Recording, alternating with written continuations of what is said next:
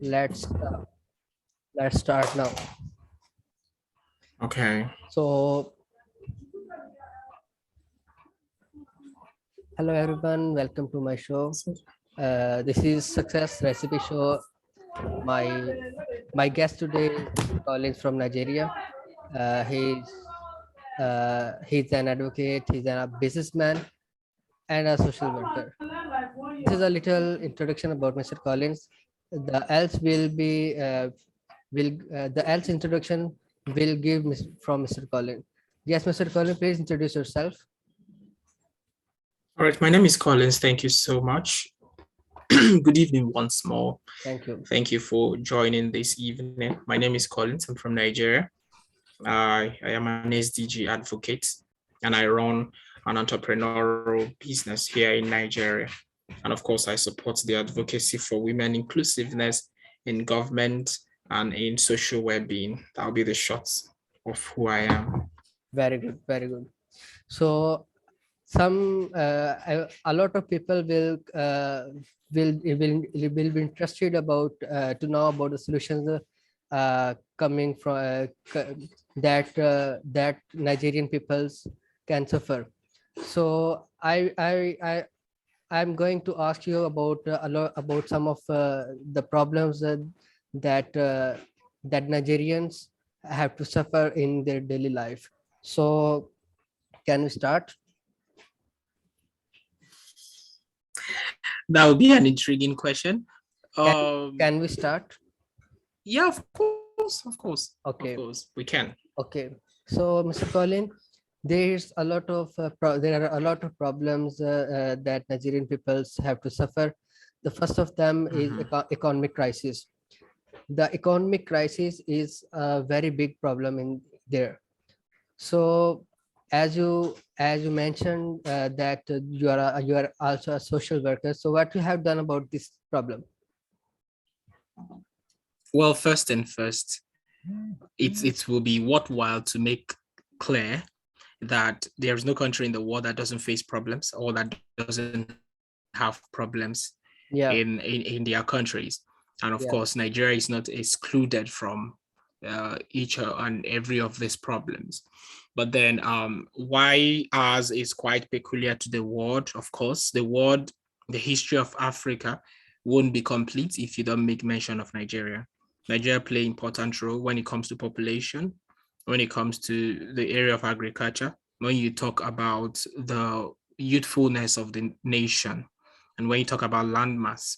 Several of these things make Nigeria stand out in the face of Africa and in the continent itself.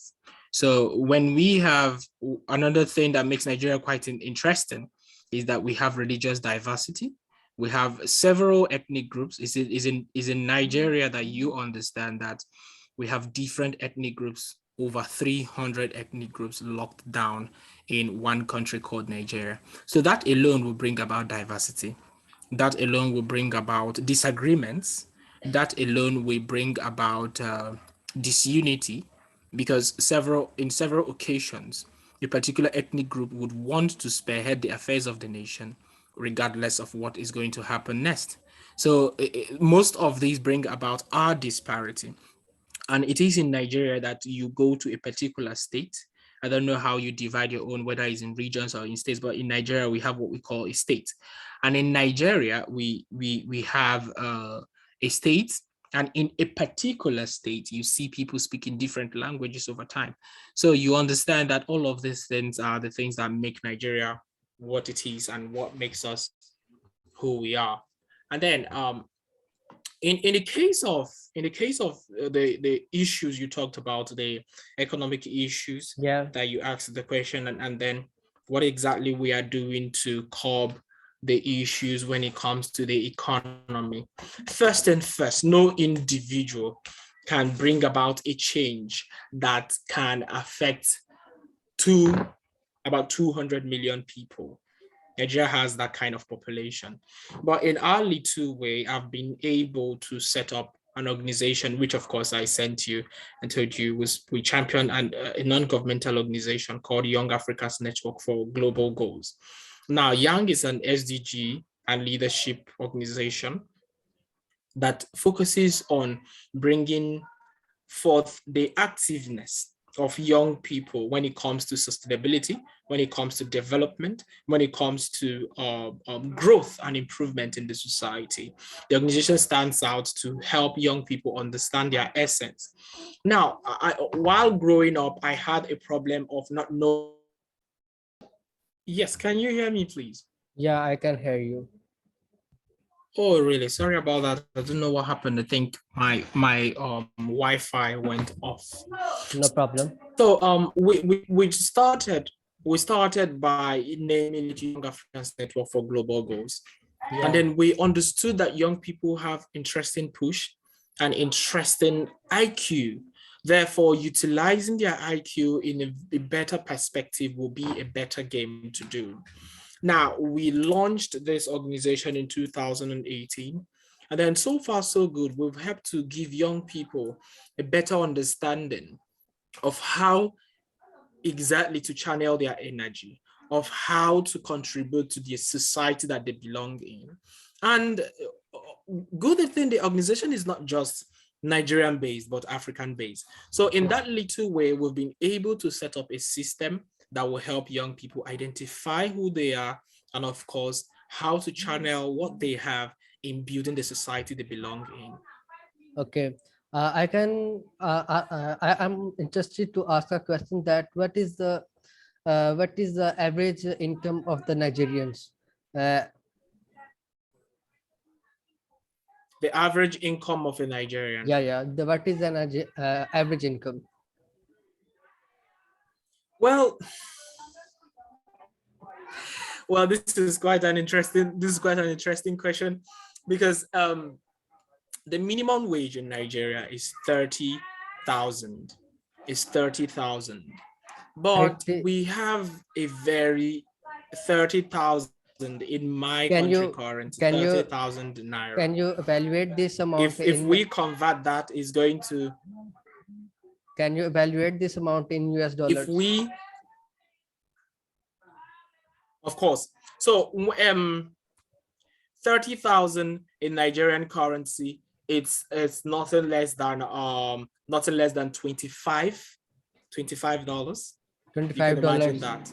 This is $25 per month. Yeah, this is an average income of Nigeria. Interestingly. Okay, that's just what it is.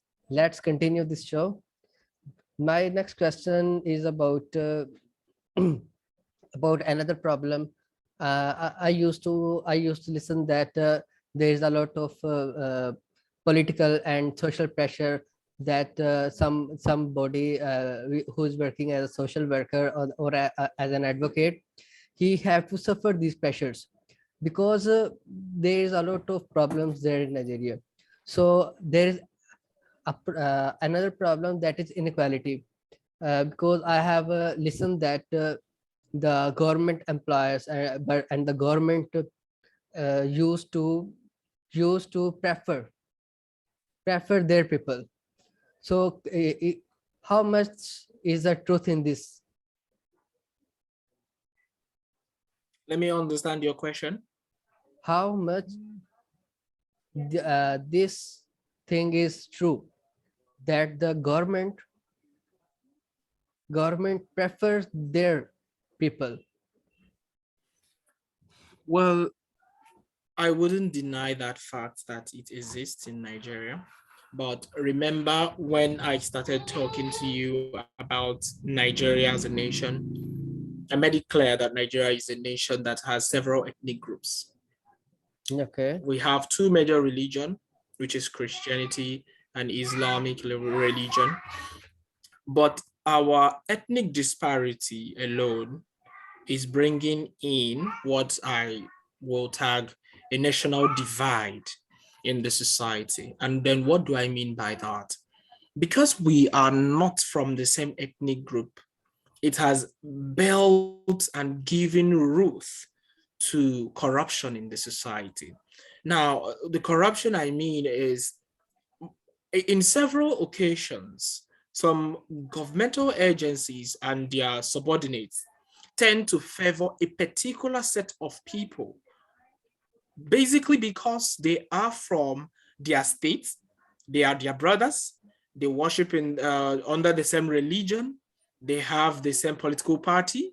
So in the light of that, you see that people who should, of course, be qualified for a particular job are not being given the job just because they don't belong to the ethnic group or the person at the helm of affairs, or they are not in the same political party, or they are not from the same religion, or they are not from the same clan.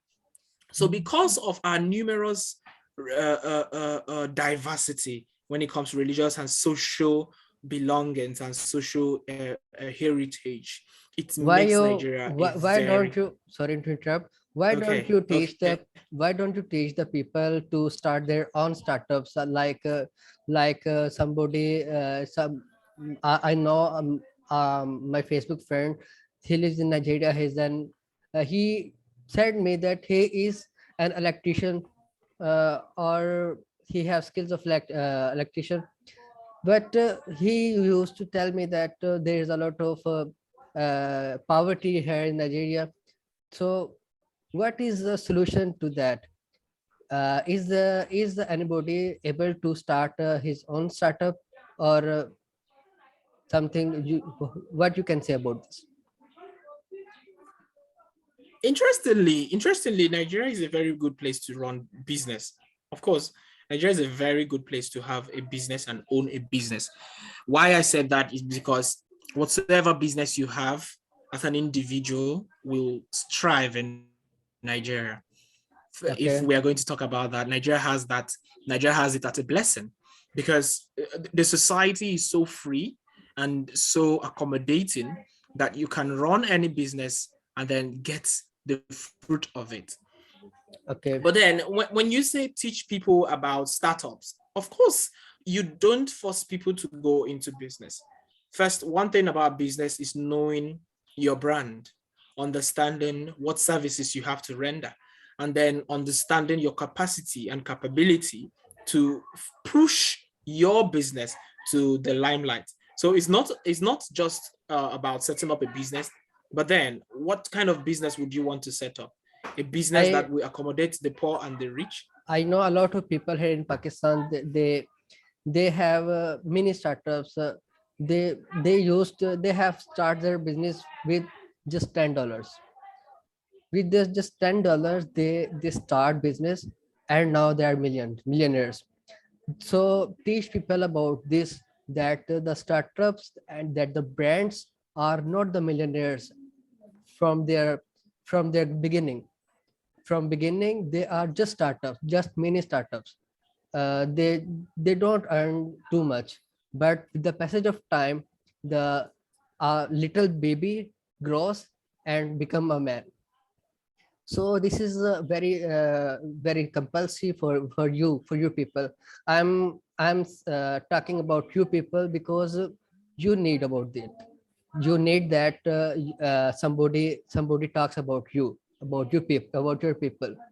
So my next question is also about you people, that how much percentage that Nigerian people, that the Nigerian nationals are educated? How much population of your country is educated? When you talk about education, uh, a handful of Nigerians are educated. I might not be able to give a concrete statistics, but then Nigeria is divided into 6 geopolitical zones. And in these geopolitical zones, we have more educated people in the south more than the north because of, or will I say, religious disparity. People from the north, majorly a lot of them from the north under the Muslim religion, are not so much educated. But when you come to the south and to the east and the west, of course, you have a handful of educated people. But the problem of Nigeria is not tied down to education, because when you talk about the United States today, a handful of the most educated set of people in the United States are Nigerians. And then these Nigerians are doing so well in the United States as medical practitioners that I know of. And if you go to the United Kingdom, England to be precise, a handful of medical practitioners there are also Nigerians. But when we come home, it's as if the education is not reflecting in our society. Basically because we have not placed the society as a major priority on individual levels, because we are still fighting the game of ethnicity. We're still fighting the game of political party membership. We haven't actually made Nigeria as a country to stand as a major priority for everyone. Rather, we are fighting ethnic separations. We are fighting to separate as Nigerians because of the kind of governments we have and because of the kind of system and constitution that binds Nigerians together. So when we talk about education, I would say, if I stand to be corrected, about 65% of people in Nigeria at least has undergone primary and secondary school education, if I'm not mistaken, on that grounds. Okay, that's a good percentage. So I'm going to advise you something that I noticed that the countries like in Africa, they have silly kind of education system. They don't have a useful education system. So then you also have tell me that a lot of people working in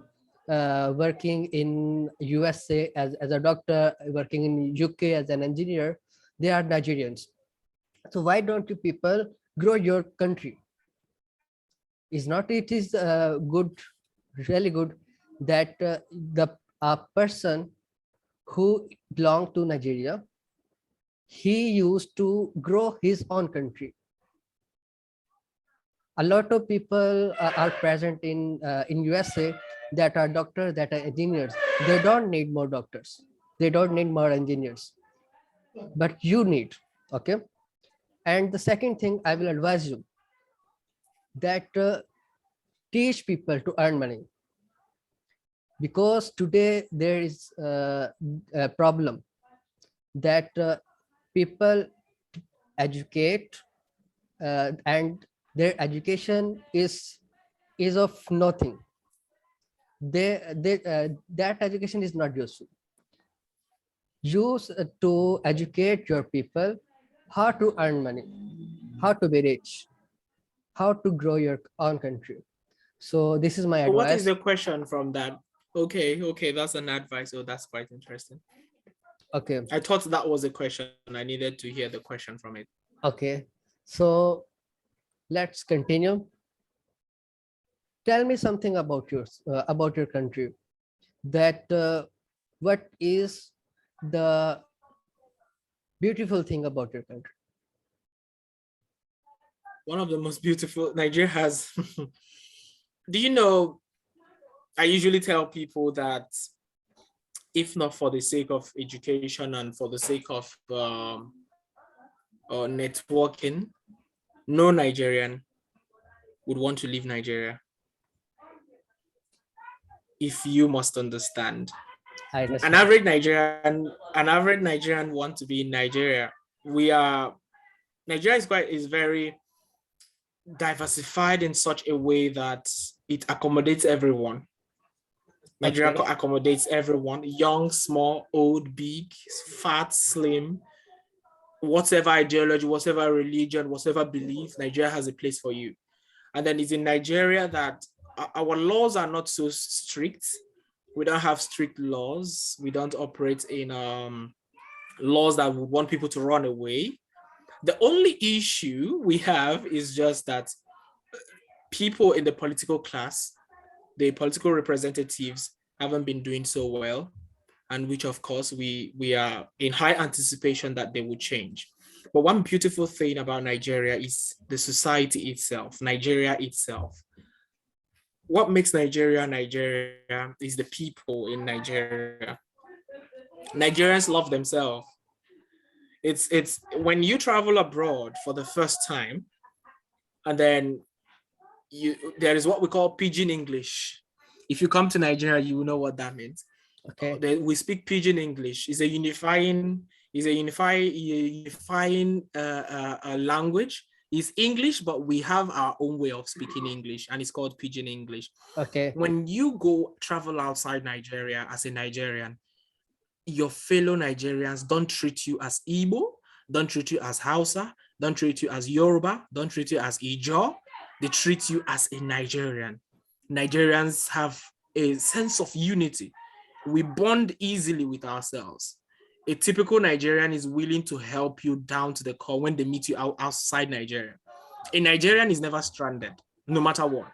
If you are a Nigerian and you travel to a country where you know no one, you will see Nigerians rally round to contribute money for you just to make sure you settle down. I am a living witness to that. What makes Nigeria so amazing is the people in Nigeria. We support ourselves. No matter how hard people try to believe that Nigerians support themselves, Nigerians love themselves. The only thing bringing about hate, the only thing bringing about disunity are the political personnel. People in the political class are the ones that divide Nigeria. But when you talk about Nigerians, the youths in Nigeria, they support themselves. Everything in Nigeria sells. Why do I say that? People love to buy what you have. People will love to engage in who you are, engage in what you do. The entertainment industry in Nigeria is making wave in Africa, not because of anything, but because Nigerians push their own. We support our own to the last. A typical Nigerian is willing to buy tickets to watch you perform in the stage. He's willing to buy a ticket of $1 million just to watch you perform, and they will support you to the last. And then another thing about Nigeria, aside the laws, aside the people, is we have a conducive environment. Rarely do you hear of natural disaster happen in Nigeria. Rarely. On rare occasions do you hear of tsunami. It hasn't happened here before. On rare occasions you hear of flood. It happens once in 2 years. We hear flooding in so places, flooding in the east or flooding in the west or in the north. We don't experience natural disaster here. We don't experience things that most countries find quite alarming. We don't. Another thing about the society is that we have the best persons in entertainment industry. I will sound it again. Nigerians are the best artists. When you talk of artists in the world, I'm proud to make mention that Nigerians house the best of it. And another impressive thing about my country is that young people are talented. A typical young person in Nigeria knows a lot of things. That's why when people tell you, when you come to Nigeria, be very smart, because you see people who you think they know nothing, they can swindle you of your money. Most especially when you're a foreigner, you have to be very smart for you to be in Nigeria. And Nigerians love tourists. Nigerians love outsiders. When you visit Nigeria for the first time, you feel as though you are a king, because they want you to feel the impact of your coming to Nigeria. Nigerians love to socialize, and then we are the most traveled people. If you check the statistics well, a typical Nigerian, a typical person in Nigeria has, of course, traveled around. Nigerians travel a lot. That's why it's been said that if you go to a country and you find no Nigerian, know that that country is the most poorest in the world. Nigerians are very adventurous. We go to places and we explore. But the only problem we have is just that our political personnel are really not seeing the potentials, and they are not harnessing it. Okay, so when we talk about USA and when we talk about UK, there are a lot of monuments. Like USA have a Statue of Liberty. So these places are people like to visit. Like in France, there is Eiffel Tower. So what are the monuments in Nigeria that people like to visit? Interesting. When you talk about Nigeria, you talk about Calabar. Calabar is a a state in Nigeria. It houses one of the most interesting locations. Okay. When you talk about Obudukato Ranch, you want to visit Obudukato Ranch, is quite an impressive place where, of course, you would want to visit for the first time. You talk about Tinapa, is a recreational center in the same Calabar. You talk about the Brew Plateau. You talk about Chad Basin. These are several places that you can visit for your recreation. And of course, we have the Aso Rock. You know, Nigerian's presidential villa is named after this place, the Aso Rock Villa. Talk about the Aso Rock. It's more like a mountainous place where, of course, you can see a clear view of the city from there if you are much of a mountain climber. We have several sites of attraction when you come to Nigeria. And one good thing about it is that it's not just in one particular state. Several states have what makes them who they are. We have Abokim Waterfall. These are places in Nigeria. So when you talk of tourist attractions, I wouldn't be able to mention all of them because every state has interesting places that you and your family will go and have an interesting time comfortably. When I say comfortably, I'm not removing any word from it. Okay. So you are a licensed advocate. Is that true? Yes, of course. Okay. We are a registered entity in Nigeria. Yes. So for this, you must have to work hard. You must have to learn hard. You must have to educate it more. So anybody who wanted to come to this field, what is the advice? What is your advice for him? What he can do, what he should be prepared for. So what is your advice for him? Well, the game of advocacy is very important. Secondly, the game of advocacy is not just something that anyone will wake up to. It's very impressive to note that with our level of diversity and the level of patriarchy in the society called Nigeria and in Africa as well, it's actually not easy being an advocate for the people. So my greatest advice to people or someone who would want to stand out to be an advocate is first, don't have high expectations. Because if you have high expectations, you will tend to be disappointed along the line. What do you mean? Advocates are not highly paid. What do you mean for this? What do you say? I said, what type of expectations should one not have while coming to this field? Like you are thinking about pay. The advocate are not highly paid. What is your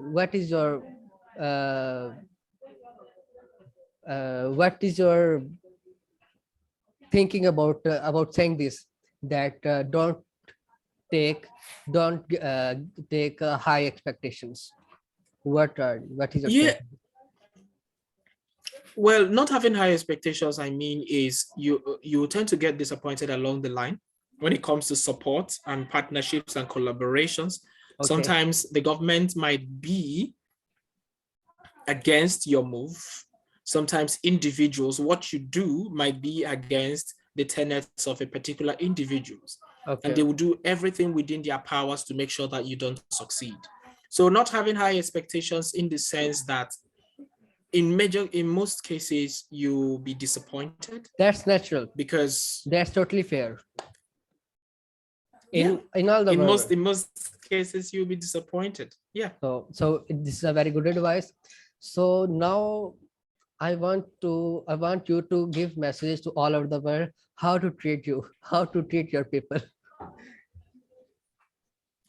Okay, how to treat my people in which regard? Let me understand. How to treat Nigerians? Yeah. How to treat Nigerians? Well, what is your message? Well, first, If you meet Nigerians for the first time, don't try to outsmart them. Okay. Because naturally, Nigerians are smart and talented. So when you meet a Nigerian, don't be judgmental. Not every Nigerian is bad. Not every Nigerian is a fraudster. Not every Nigerian is a terrorist. Not every Nigerian is a criminal. Okay. The world hasn't seen, the world has just seen 2%, if I would say 2% Okay. of Nigerians. We haven't even seen a handful of them. Okay. So when you meet a Nigerian for the first time, try to be friendly with them. Nigerians are the best people that you can make friends with, because Nigerians go all the way out to support whatsoever they pledge their allegiance to. Am I know. Am I friendly?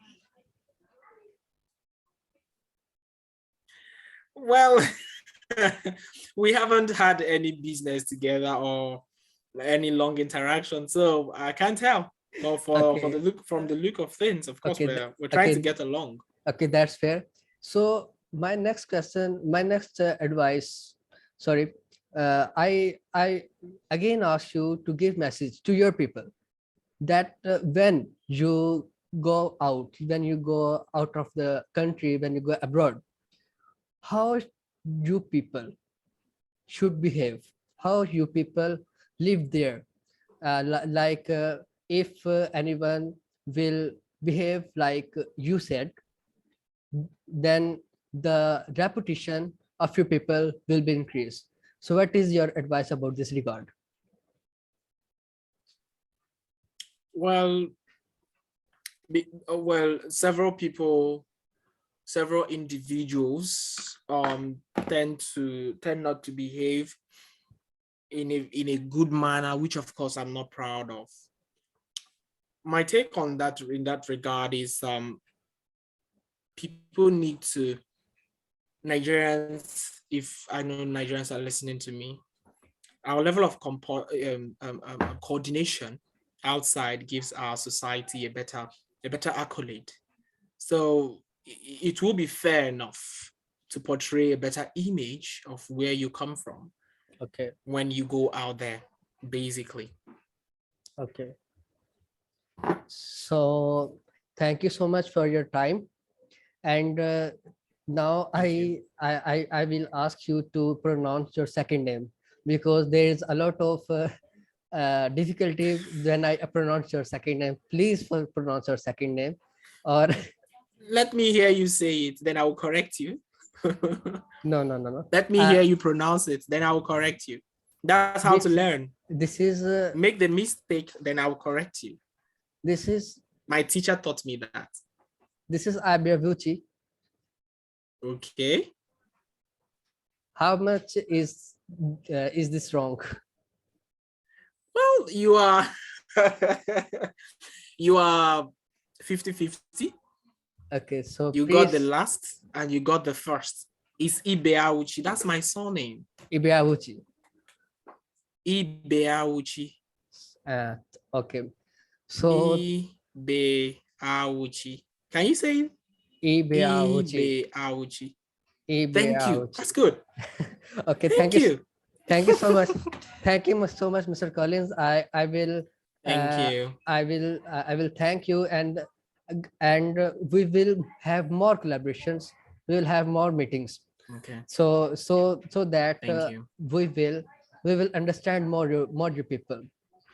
I will also advise. I will also request you that refer me to more people who want to do something, that I will also interview them. So this is very helpful for me and your part in my struggle. So thank you so much for your time, and I will